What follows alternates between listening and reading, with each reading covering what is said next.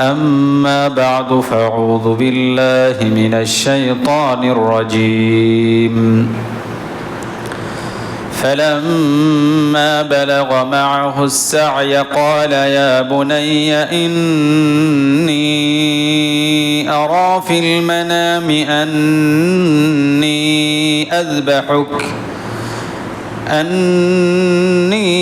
أذبحك فانظر ماذا ترى قال يا أبت افعل ما تؤمر ستجدني إن شاء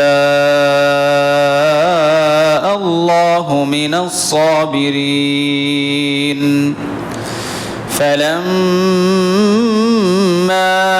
أسلما وتله للجبين وناديناه أن يا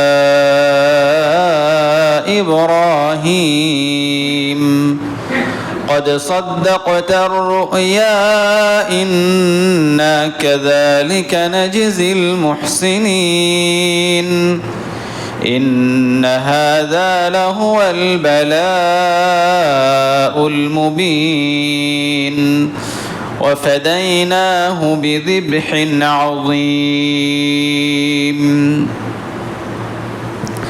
সমস্ত প্রশংসা সেই মহান রব্বুল আলামিনের জন্য।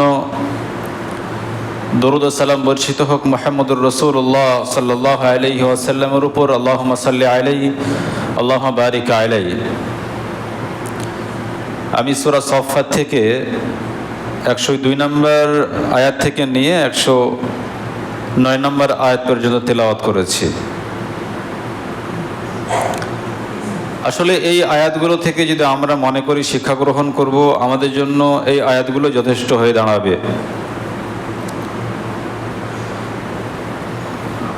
আমরা প্রতি জুম্মাতে বিভিন্ন বিষয়ে বিভিন্ন উপদেশ শুনে থাকি, কিন্তু সেই মোতাবেক আমরা যদি সামান্য পরিমাণও আমল করতাম, সেগুলোকে আমরা পুরোপুরিভাবে অ্যাকসেপ্ট করতে পারতাম,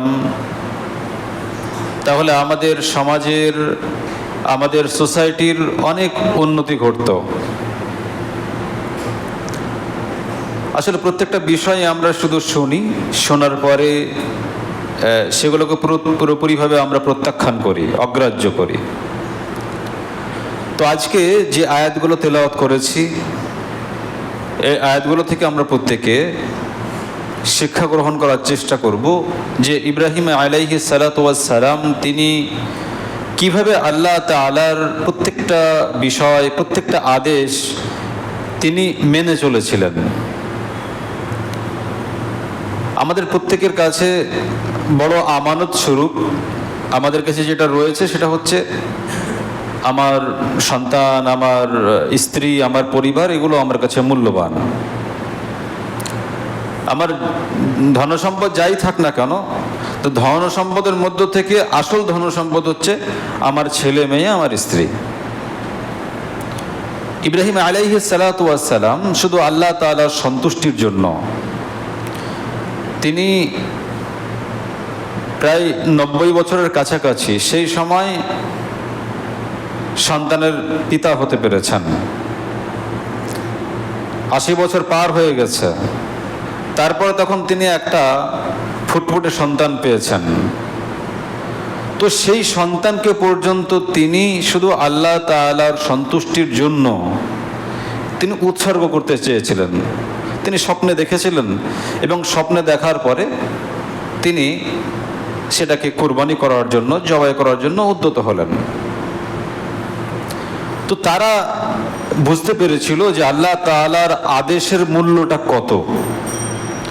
তারা এটা উপলব্ধি করতে পেরেছিল যে আল্লাহ তাআলার আদেশ মোতাবেক আমি যদি আমার লাইফটাকে অতিবাহিত করতে পারি, তাহলে আমার দুনিয়াবী জীবনে যাই হোক না কেন, আমার যে পরকালীন জীবন, আমার যে আখিরাতের জীবন, সেই জীবনে আমি গিয়ে সাকসেস হতে পারবো।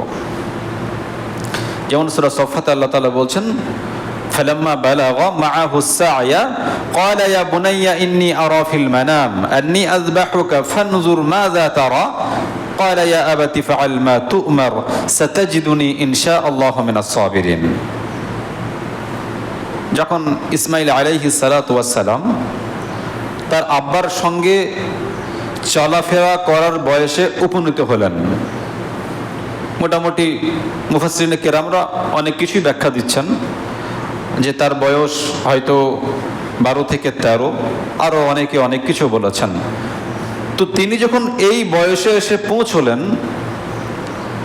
ক্বালা ইয়া বুনাইয়া ইন্নী আরা ফিল মানামি আন্নী আযবাহুক, তিনি বলছেন যে হে আমার সন্তান, তুমি তো আমার একমাত্র কলিজার টুকরা, আদরের সন্তান, তো আমি স্বপ্নে দেখছি আন্নী আযবাহুক ফানজুর মাজা তারা, আমি তোমাকে জবাই করছি,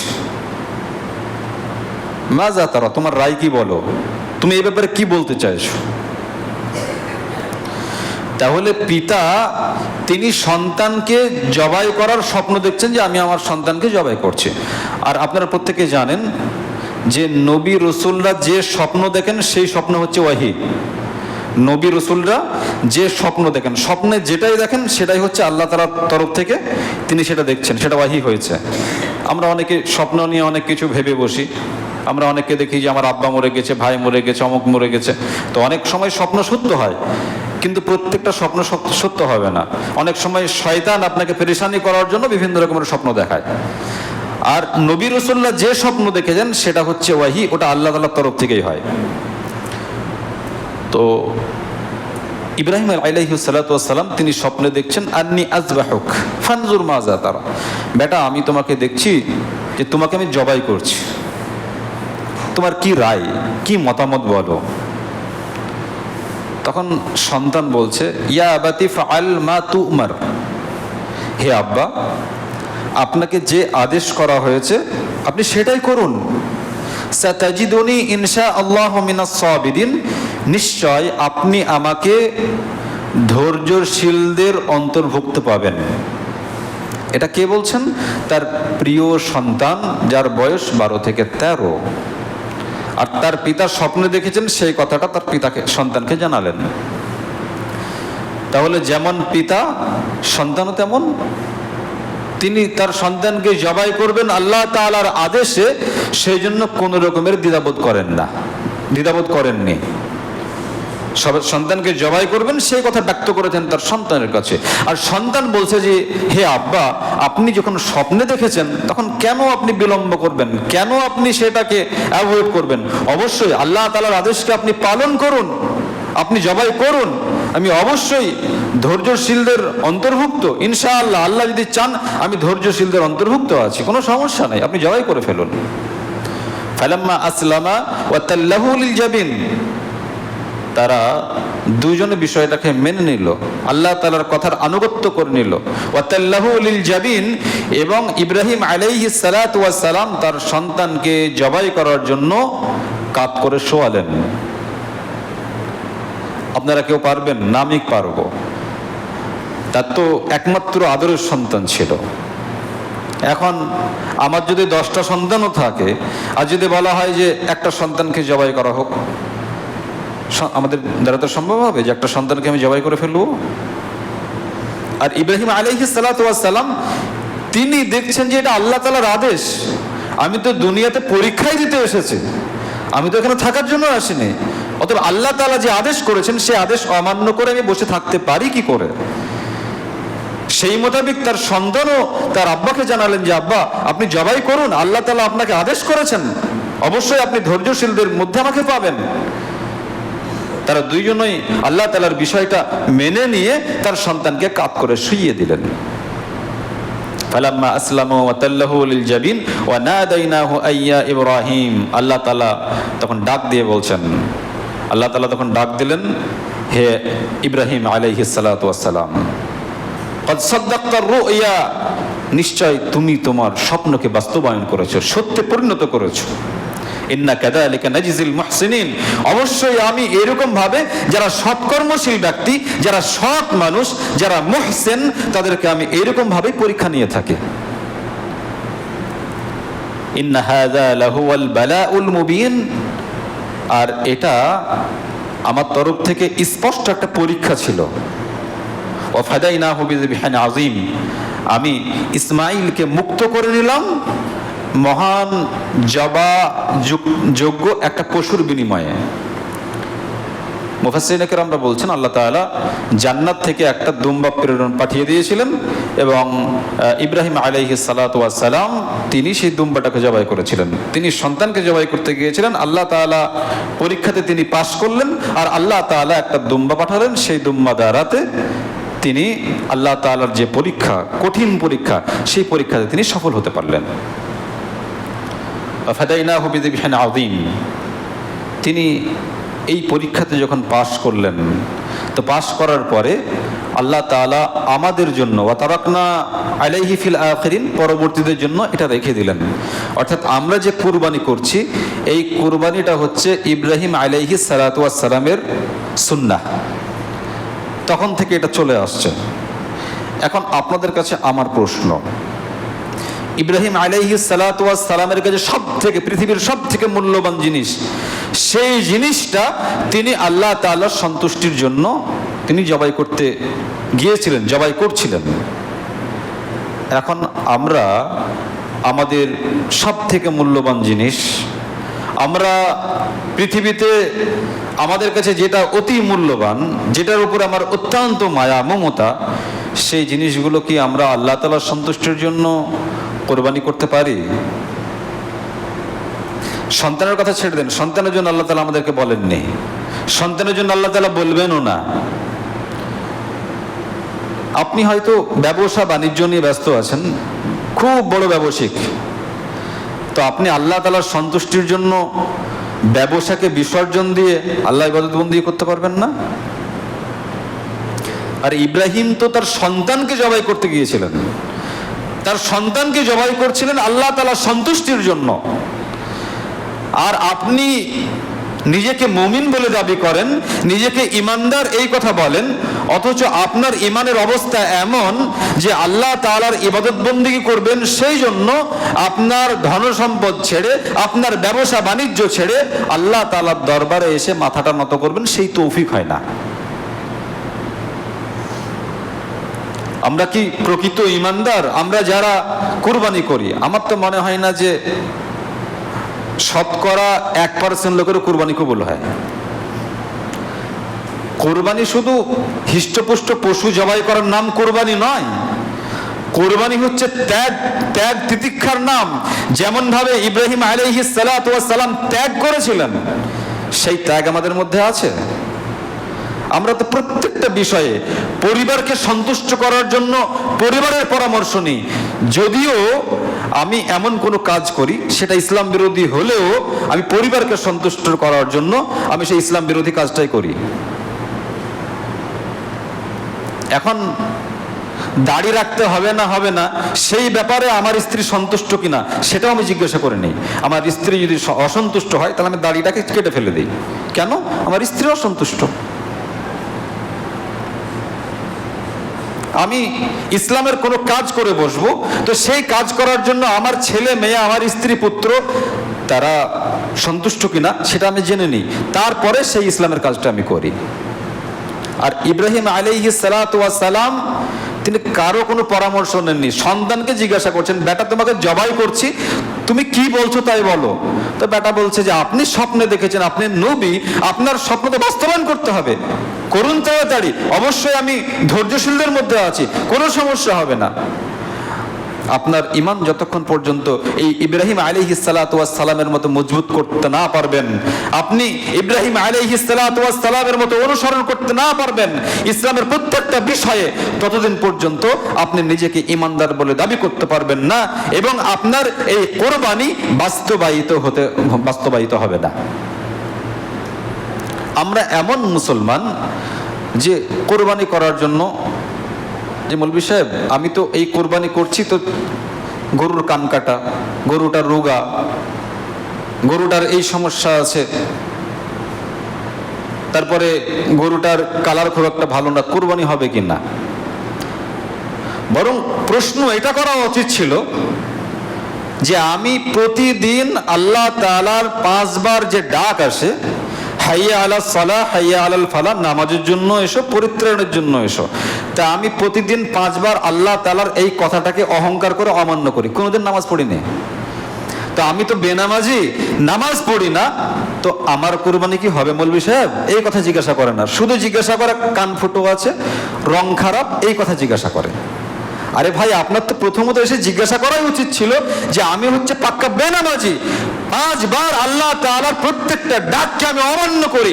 হাইয়া আলাস সালাহ হাইয়া আলাল ফালাহ বলা হয়, নামাজের জন্য এসো, তুমি পরিত্রাণের জন্য এসে, এই কথা বারবার বলা হয়। কিন্তু আমি অহংকার করে চায়ের দোকানে বসে আছি, আমি অহংকার করে বাড়িতে কোনো কাজকর্ম করছি, সংসার চালাচ্ছি, আমি কোনো ব্যবসা বাণিজ্য করছি, আল্লাহ তাআলার ওই ডাকে আমি সাড়া দিতে পারি না, তো মৌলভী সাহেব আমার কি কোরবানি হবে? প্রশ্ন এটা করা উচিত ছিল, ওই প্রশ্ন কেউ করে না। সালেহ আল উসাইমিন রাহিমাহুল্লাহ, তিনি মৃত্যুবরণ করেছেন, আল্লাহ তাআলা তাকে জান্নাতবাসী করেন। বিখ্যাত মুহাদ্দিস ছিলেন, বিখ্যাত ফিকহি ছিলেন। তিনি বলছেন, তারিকুস সালাহ সাওমুহু লাইসা বিসাহিহ ওয়ালা মাকবুলুম মিন। তিনি বলছেন যে যারা নামাজ ছেড়ে দেয়, যারা নামাজ পড়ে না, তাদের রোজা সঠিক নয় এবং কোনো আমলই গ্রহণযোগ্য নয়। যারা 5 ওয়াক্ত নামাজ পড়ে না, বেনামাজি, তাদের রোজা শুদ্ধ নয় এবং কোনো আমল আল্লাহ তাআলার দরবারে অ্যাকসেপ্টেড নয়, গ্রহণযোগ্য নয়। অতএব আপনার যে কোরবানি, এই কোরবানি কি ইব্রাহিম আলাইহিস সালাতু ওয়াস সালামের মতো হচ্ছে? ইব্রাহিম আলাইহিস সালাতু ওয়াস সালাম যেমন আল্লাহ তাআলাকে সন্তুষ্ট করার জন্য সমস্ত কিছু বিসর্জন দিয়েছিলেন, তার প্রিয় সন্তানকে তিনি কোরবানি দেওয়ার জন্য, জমা করার জন্য উদ্যত হয়েছিলেন, তা আপনি কি ঠিক ওই রকম ভাবে আল্লাহ তাআলাকে সন্তুষ্ট করার জন্য আপনার ব্যবসা বাণিজ্য, আপনার সমস্ত কিছু, আপনার মনের ইচ্ছার বিরুদ্ধে সমস্ত কিছু করে আল্লাহ তাআলাকে সন্তুষ্ট করতে পেরেছেন? যদি করতে পেরেছেন তাহলে জানবেন যে আমার কোরবানি সম্ভবত কবুল হচ্ছে। যদি করতে না পেরেছেন তাহলে জানবেন সম্ভবত আমি আল্লাহ তাআলার সঙ্গে প্রতারণা করে যাচ্ছি, ধোঁকাবাজি করে যাচ্ছি। সম্মানিত উপস্থিতি, আমরা শুধু আল্লাহ তাআলার সন্তুষ্টির জন্য, আল্লাহ তাআলাকে খুশি করার জন্য আমাদের কোরবানি ঠিক সেরকম ভাবে হওয়া উচিত যেভাবে ইব্রাহিম আলাইহিস সালাতু ওয়াস সালাম করেছিলেন, যেভাবে মুহাম্মদুর রাসূলুল্লাহ সাল্লাল্লাহু আলাইহি সাল্লাম করেছিলেন, যেভাবে সাহাবায়ে কেরামরা করেছিলেন, সেইভাবে আমাদের কোরবানি করা উচিত।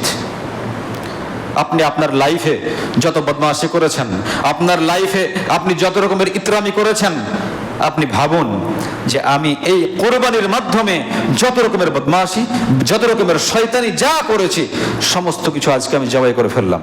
আগামী দিন থেকে আর আমি কোনো বদমাশি করব না। আর আমার এই কোরবানি শুধু আল্লাহ তাআলার সন্তুষ্টির জন্য। তাহলে আপনার কোরবানি কবুল হবে। আর আপনি যদি মনে করেন যে না, আমার টাকা পয়সা অনেক আছে, আমি হিষ্টপুষ্ট ছাগল, হিষ্টপুষ্ট গরু কোরবানি করব, তো আল্লাহ তাআলার দরবারে হিষ্টপুষ্ট ওই পশুর না রক্ত পৌঁছাবে না মাংস পৌঁছাবে? আল্লাহ তাআলা সূরা হজ আয়াত নাম্বার 37-এর মধ্যে বলছেন, লা ইয়ানালাল্লাহু লুহুমুহা ওয়ালা দিমাউহা ওয়ালাকিন ইয়ানালুহুত তাকওয়া মিনকুম। আল্লাহ তাআলার দরবারে মানে কোরবানি করার যে পশু, তার রক্তও পৌঁছায় না, তার মাংসও পৌঁছায় না। ওয়ালাকিন ইয়ানালুহুত তাকওয়া মিনকুম, তোমাদের মধ্য থেকে কে তাকওয়াশীল, কার তাকওয়া আছে, আল্লাহর প্রতি ভয় আছে, এই বিষয়টাই আল্লাহ তাআলা দেখেন। অর্থাৎ আপনি কোরবানি করলেন, আপনি মাংস খান আর না খান কোনো প্রয়োজন নেই, মাংস আল্লাহ তাআলা দেখেন না। ওই কোরবানির আল্লাহ তাআলা রক্তও দেখেন না, যে আপনি যে পশু জবাই করছেন তার রক্ত আল্লাহ তাআলা দেখবেন না। শুধু দেখবেন আপনি কোরবানি কেন করেছেন, কি উদ্দেশ্যে কোরবানি করেছেন। আল্লাহকে ভয় করে কোরবানি করেছেন, আল্লাহ তাআলার সন্তুষ্টির জন্য কোরবানি করেছেন, আল্লাহ তাআলা শুধুমাত্র এটাই দেখবেন। বর্তমান সময়ে অধিকাংশ মানুষ কোরবানি করে যে আমার বাড়ির লোক তো ছাগল খায় না, গরু করতে হবে, আমার বাড়ির লোক তো ছাগল ভালোবাসে, গরু করব না, ছাগল করব। তা আমরা কোরবানি করেছি মাংস ভিত্তিক, যে এই গরুর মাংস ভালো হবে, এই ছাগলের মাংস ভালো হবে, এত কিলো মাংস হবে। এই মাংসকে বিচার করে আমরা গরু ছাগল কিনি এবং সেই মোতাবেক মাংস কিভাবে খাবো, মাংস কত কিলো হবে, এটাকে কেন্দ্র করেই আমরা কোরবানি দিই। আমাদের কারো মধ্যে এই তাকওয়া, এই ভীতি জাগ্রত হয় না যে আমি যে কোরবানি করছি, এই কোরবানি যেন আল্লাহ তাআলা কবুল করেন, যেভাবে ইব্রাহিম আলাইহিস সালাতু ওয়াস সালামের কোরবানি আল্লাহ তাআলা কবুল করেছিলেন। তার প্রিয় বস্তু প্রিয় সন্তানকে কুরবানি করতে গিয়েছিলেন, আল্লাহ তাআলা দুম্বা পাঠিয়ে দিয়ে আল্লাহ তাআলা দুম্বাকে জবাই করালেন, আল্লাহ তাআলা তার সন্তানকে বাঁচিয়ে নিলেন। তিনি সামান্য পরিমাণ কোনো দ্বিধাবোধ করেননি যে তার সন্তানকে জবাই করবেন, তার সন্তান দুনিয়া থেকে চলে যাবে, সামান্য পরিমাণ দ্বিধাবোধ করেননি, শুধুমাত্র আল্লাহ তাআলার সন্তুষ্টির জন্য।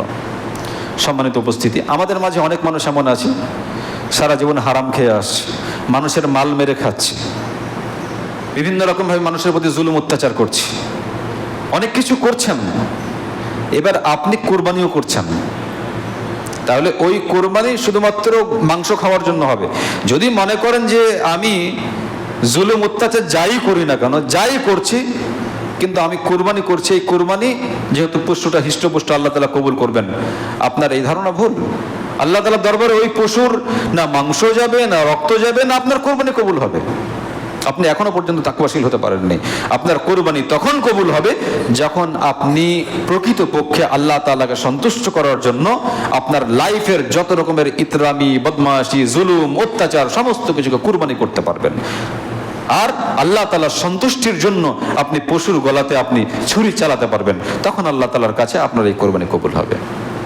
সম্মানিত উপস্থিতি, আমরা যারা এখন পর্যন্ত এখনো 17 দিন মতো বাকি আছে, যারা আমরা পশু কিনে রেখে দিয়েছি, নিয়ত হয়তো অনেক কিছু করে বসেছি যে মাংস ভালো হবে, চর্বি বেশি হবে, মাংস লাল হবে, এত কিলো মাংস হবে, বিভিন্ন রকমের চিন্তা ভাবনা আমরা করে রেখে দিয়েছি। ওটাকে আমরা চেঞ্জ করে নিই, পরিবর্তন করে নিই যে না, আমি তো জালেম, মোর বহুত মানুষের প্রতি অত্যাচার করেছি, আমি আমার ভাইয়ের প্রতি অত্যাচার করেছি, আমি আল্লাহ তাআলার বিভিন্ন হারামকৃত বিষয়গুলো আমি ভক্ষণ করেছি, আল্লাহ তাআলা যে জায়গায় যেতে নিষেধ করেছেন সেই সব জায়গাতে আমি গিয়েছি, আমি অনেক কিছু হারাম কাজের সঙ্গে আমি যুক্ত থেকেছি। তো আল্লাহ আসলে কোরবানির যে মহান উদ্দেশ্য যে তোমাকে সন্তুষ্টি করার জন্য, সেটা আমি বুঝতে পারিনি। অতএব আমি যে কোরবানি করব আল্লাহ তোমার সন্তুষ্টির জন্য করব। যদি এই উদ্দেশ্য নিয়ে আপনি আপনার নিয়তকে পরিবর্তন করেন, আপনি যে নিয়ত করেছিলেন আগে সেটা পরিবর্তন করেন, আশা করা যায় আল্লাহ তাআলা হয়তো আপনাকে সংশোধন করে দিবেন এবং আপনার কোরবানি আল্লাহ তাআলার দরবারে গ্রহণযোগ্য হবে, আল্লাহ তাআলা কবুল করবেন। আল্লাহ তাআলা আমাদের সবাইকে সঠিকভাবে কোরবানি করার তৌফিক দান করেন, আমিন। আরেকটা বিষয় বলে রাখি, সেটা হচ্ছে কোরবানি 7 ভাগে দেওয়া যাবে। কোরবানি আমরা বাংলাদেশের অনেক আলেমের কথা শুনেছি যে 7 ভাগে কোরবানি হয় না, কথাটা সঠিক নয়। অবশ্যই একটা পরিবার থেকে পুরো একটা ছাগল বা গরু দেবে, এটা উত্তম, কিন্তু 7 ভাগে কোরবানি দেওয়া যাবে। আপনি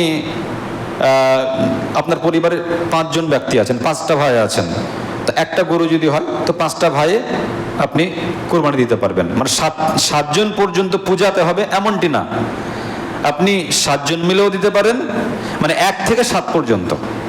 একটা গরু 2 জন দিতে পারেন, 3 জন দিতে পারেন, 4 জন, 5 জন, 6 জন, 7 জন, সর্বাধিক 7 জন, 7-এর পরে আর কিন্তু হবে না।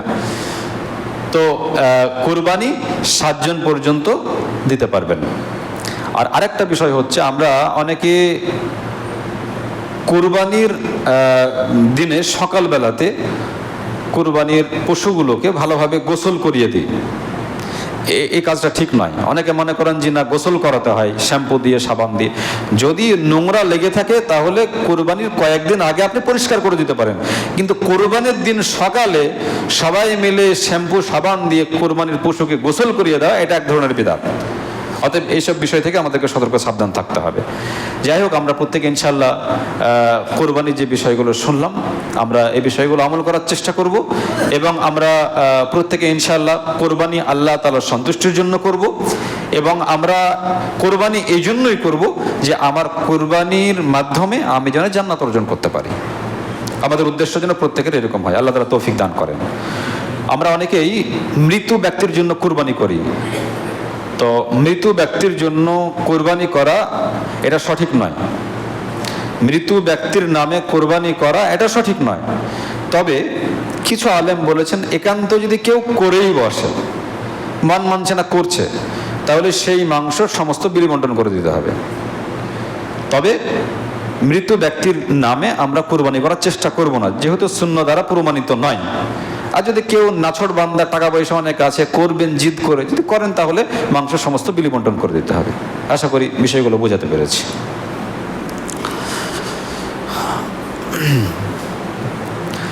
আলহামদুলিল্লাহ রাব্বিল আলামিন ওয়াসসালাতু ওয়াসসালামু আলা রাসূলিহি মুহাম্মদ ওয়া আলা আলিহি ওয়া আসহাবিহি আজমাইন। আউযু বিল্লাহি মিনাশ শাইতানির রাজীম। লিকুল্লি উম্মাতিন আজাল ইযা জাআ আজালুহুম ফালা ইস্তাখিরুনা সাআতাও ওয়া লা ইস্তাকদিমুন। সূরা ইউনূস আয়াত নম্বর 49। আল্লাহ তাআলা বলছেন প্রত্যেক উম্মতের একটি নির্দিষ্ট সময় আছে।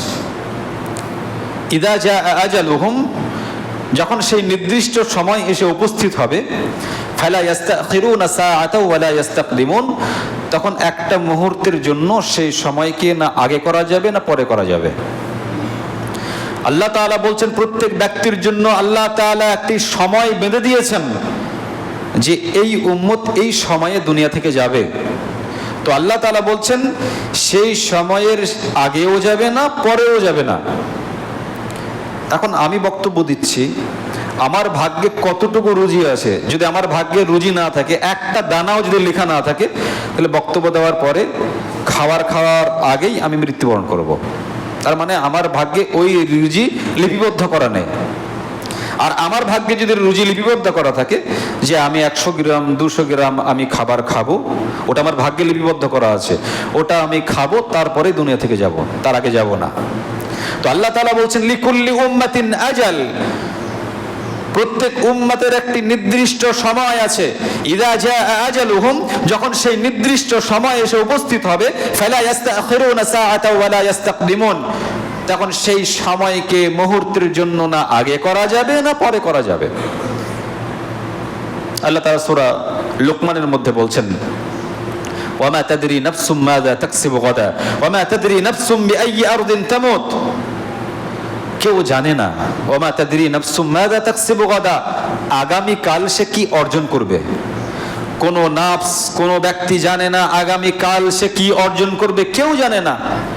ওয়া মা তাদরি নাফসুম বিআইয়ি আরদিন তামুত, কেউ জানে না যে তার মৃত্যু কোন জমিনে ঘটবে। আল্লাহ তাআলা এই আয়াতে 5টা কথা বলেছেন, তার মধ্যে 2টো ইম্পর্টেন্ট কথা হচ্ছে যে আগামীকাল সে কি অর্জন করবে জানে না। আজকে আমি সুস্থভাবে এখানে বক্তব্য দিচ্ছি, কালকে দেখা যাচ্ছে যে আমি এমন কিছু অর্জন করলাম, আমি হাসপাতালে ভর্তি হয়ে আছি। তাহলে ওটা যে আমি অর্জন করব, হাসপাতালে আমাকে ভর্তি হয়ে থাকতে হবে, এটা তো আমি জানতাম না।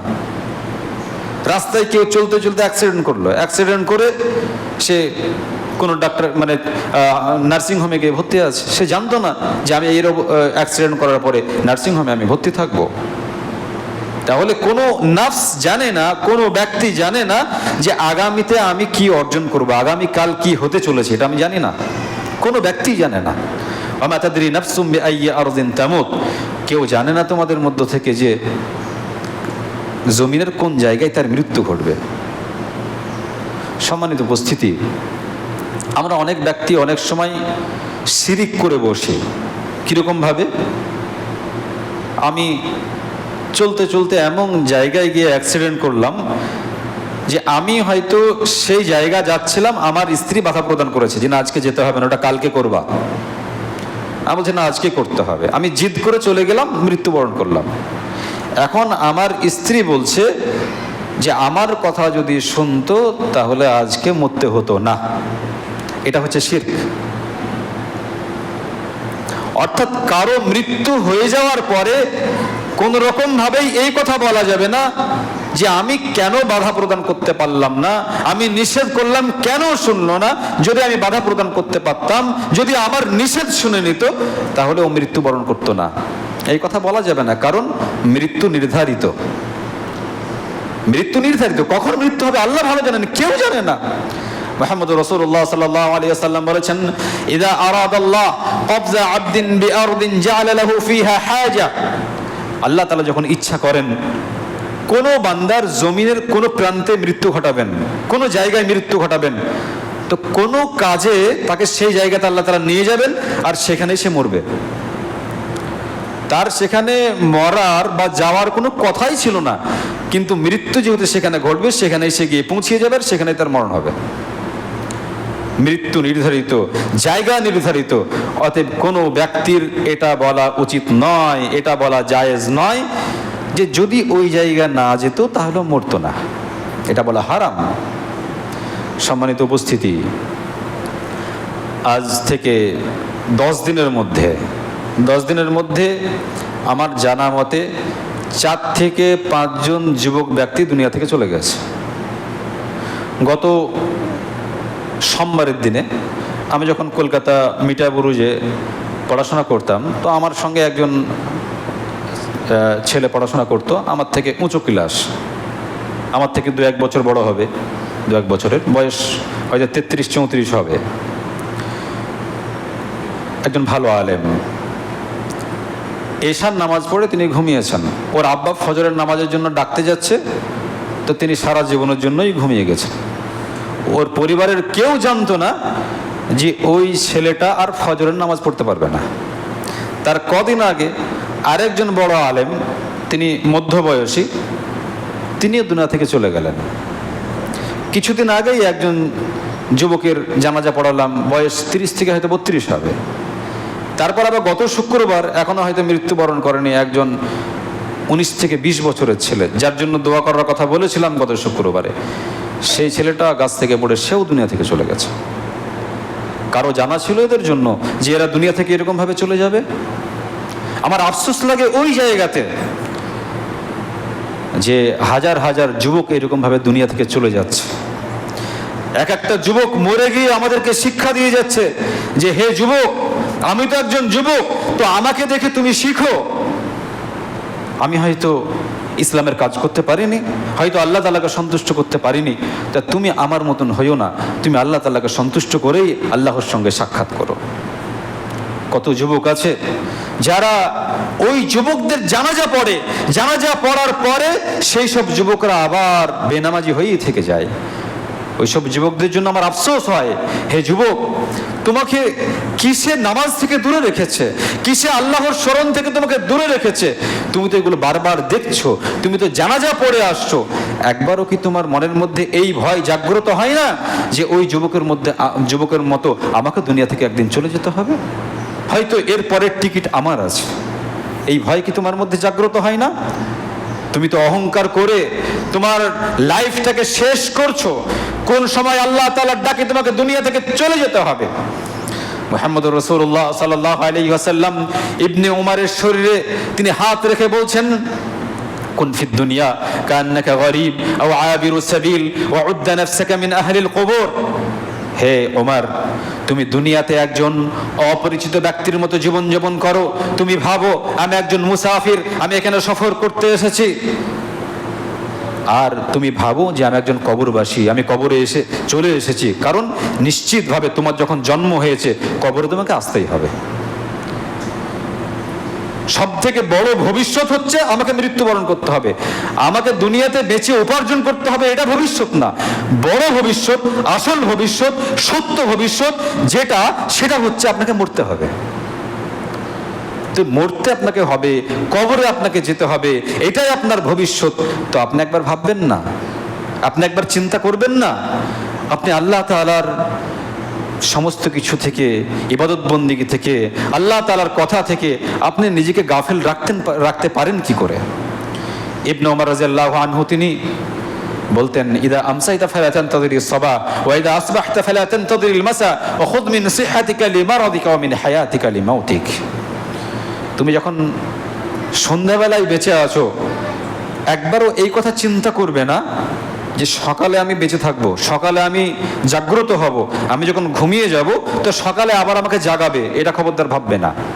আর সকালে যখন বেঁচে আছো একবারও এই কথা ভাববে না যে আমি সন্ধ্যা পর্যন্ত লাস্টিং করব। এই কথা একবারও তুমি চিন্তা ভাবনা করবে না। তুমি এখন আছো, তুমি সন্ধ্যাবেলায় না থাকতে পারো। সম্মানিত উপস্থিতি, আমরা প্রত্যেকে যদি এই ভয়গুলো মনের মধ্যে একটু জাগ্রত করে নিতে পারি, একটু চিন্তা ভাবনা করে নিতে পারি, তাহলে আমরা কখনোই বেনামাজি অবস্থায় জীবনযাপন করতে পারি না। আমি ওই সব যুবকদেরকে বলবো, যেসব যুবকরা জানাজার নামাজ পড়ে আবার বেনামাজি থাকে, তাদেরকে বলবো যে হে যুবক, তোমার ওই জানাজা পড়া বৃথা। ওই জানাজা তুমি কেন পড়ো? ওই জানাজা পড়ে তোমার কি হবে? ওটা তোমার জন্য ফরজ না, ওটা ফারজে কিফায়া, কিছু মানুষ পড়লেই যথেষ্ট। তুমি তো নামাজই পড়ো না, ওই জানাজা পড়ে তুমি কি করবে যে জানাজা তোমাকে নামাজি বানাতে পারে না? যে কবরের কাছে তুমি গিয়ে মাটি দাও, সেই মাটি দেওয়া তোমাকে এই কথা মনের মধ্যে একবার ভাবিয়ে তুলতে পারে না যে আমাকেও ঠিক এরকম ভাবে একদিন মাটিতে পুঁতে ফেলা হবে, আমাকে মাটিতে মিশিয়ে ফেলা হবে, মাটিতে পুঁতে ফেলা হবে। এই কথা তোমার মনের মধ্যে জাগ্রত করে না, তোমার ওই মাটি দিয়ে কি লাভ হবে? ওই জানাজা পড়ে তোমার কি লাভ হবে? ওটা তো তোমার জন্য ওয়াজিব ছিল না, ওটার জন্য তো কিয়ামতের দিনে তোমাকে জিজ্ঞাসা করা হবে না, বরং তোমাকে তো জিজ্ঞাসা করা হবে যে বান্দা হাইয়া আলাস সালাহ হাইয়া আলাল ফালাহ। তোমাকে তো বারবার মসজিদ থেকে ডাকা হয়েছিল যে বান্দা এসো নামাজের দিকে, এসো পরিত্রাণের দিকে, বারবার তো ডাকা হয়েছিল। সেই ডাককে তুমি অ্যাভয়েড করে কিভাবে বেনামাজি অবস্থায় জীবনযাপন করেছো? যে ডাককে তুমি কিভাবে নামাজ না পড়ে সেই ডাককে তুমি অ্যাভয়েড করেছো? তুমি তো একজন কাফের, তুমি তো একজন মুশরিক।